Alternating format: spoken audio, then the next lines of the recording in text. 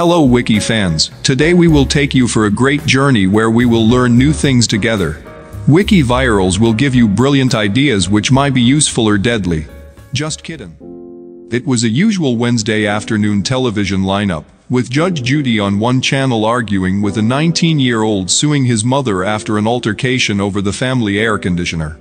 Other programming choices: TMZ Live dissecting a Taylor Swift video, Guy Fieri playing grocery games, and Maury Povich being, Maury. But on NBC was the NFL's version of matinee theater brought to viewers after 3 postponements and a 6-day delay, triggered by more than 20 positive coronavirus test results of Baltimore Ravens players and staff.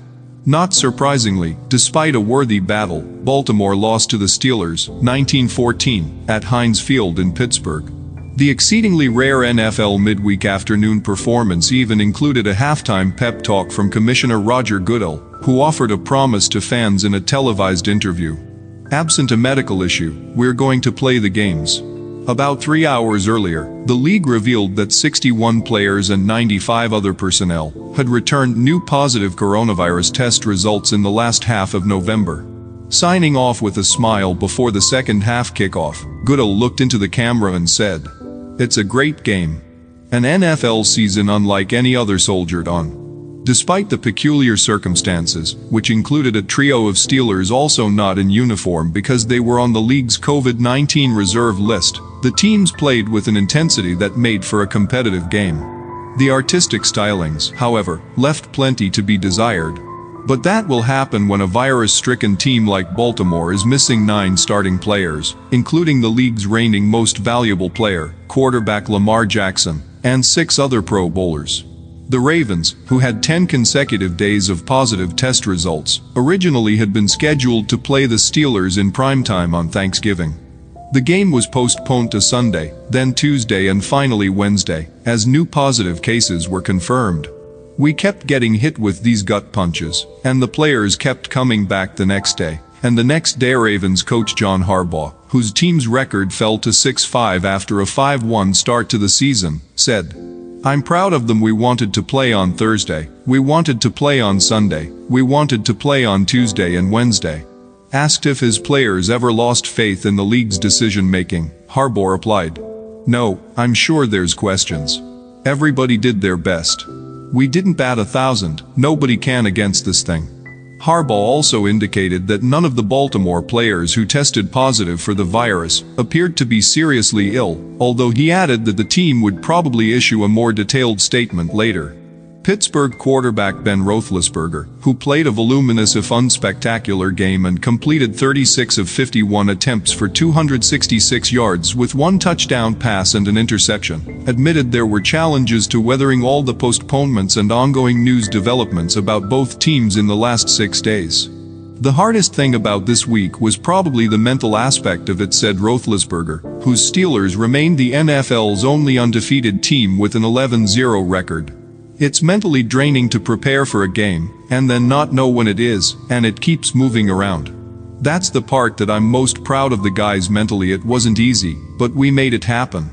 In his interview during halftime, Goodell addressed several other pressing issues confronting the NFL, as cases of the virus have surged and interrupted team practices, thinned rosters and disrupted the typical functioning of franchises. Chief among those questions concerned the league's willingness to continue with Wednesday's game, after the Ravens organization had a surfeit of positive test results. By having the delays a couple days, that gave us the confidence that we understood where the virus was coming from, how it was continuing to spread, and that we were in the last stage of that, Goodell said. And be comfortable that the game could be played safely. Mike Tirico, who called the game for NBC, asked Goodell why Sunday's game involving the Denver Broncos and the New Orleans Saints was not delayed despite Denver losing 4 quarterbacks to the league's virus protocols. "We want to make sure that we're preventing the spread of the virus," Goodell answered. "And that's why when we see high-risk close contact like we had in Denver, regardless of the position group, we're going to make sure that those players aren't in a position where they can affect others." Lastly, when Goodell was asked if the NFL was considering putting teams in a bubble for the postseason, he replied, We would consider further isolations to reduce the risk for all of our personnel, so that they're not exposed to the virus and bring it into the facilities or the club. While the Steelers scored first in Wednesday's game, the Ravens took a 7-6 lead late in the first quarter on a 1-yard touchdown run by Gus Edwards. Pittsburgh kicker Chris Boswell missed the extra point after the Steelers' opening touchdown. The Steelers stormed back to take a 19-7 lead into the game's final minutes. Baltimore had started former Washington quarterback Robert Griffin III, who scrambled for meaningful yards occasionally, but left the game after completing 7 of 12 passes for only 33 yards with 1 interception. He was replaced by Trace McSorley, who heaved a 70-yard touchdown pass to wide receiver Marquise Brown, with a little less than 3 minutes remaining in the game. But the Steelers successfully ran out the clock after the Ravens score. Wearing a mask throughout his news conference, Harbaugh thanked his team.